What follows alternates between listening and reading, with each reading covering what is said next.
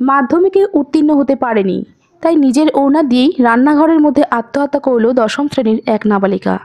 ঘটনায় চাঞ্চল্য ছড়িয়েছে গোটা এলাকায়। ঘটনাটি ঘটেছে জলপাইগুড়ি জেলার অন্তর্গত পাহাড়পুর গ্রাম পঞ্চায়েত এলাকায়।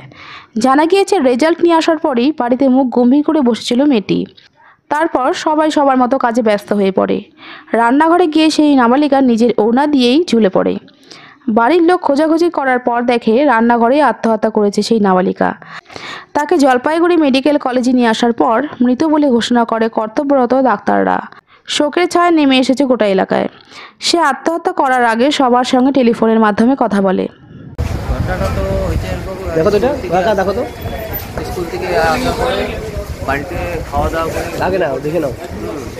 এখন ঘুমানোর পর কিছুক্ষণ খোঁজাখুঁজি হয়েছে, তারপরে দেখতেছে নাই কোথায় গেছে, যা এদিকে রান্নাঘরে হ্যাঙ্গিং করে দিচ্ছে।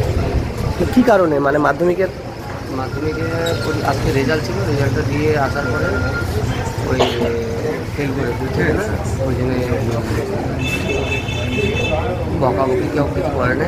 ঠিক আছে, ফেল হয়েছে, আবার নেক্সট পরীক্ষাতে বুঝলে পরে আবার ওদিকে পাস হয়, এইটুকুই বলা হয়েছে। কোন স্কুলে পড়ে?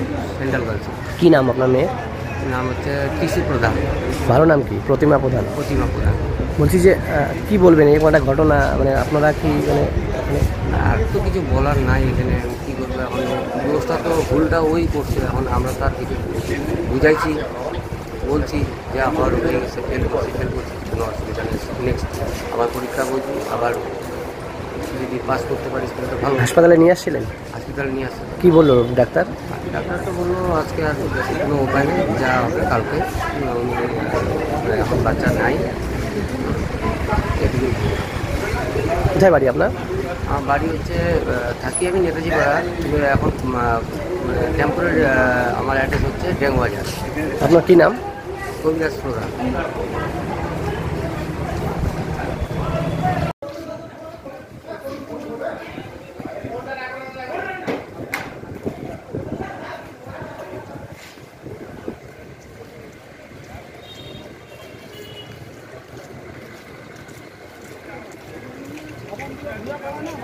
কি শর্ট সার্কিট হয়েছে ওগুলো দরকার নেই।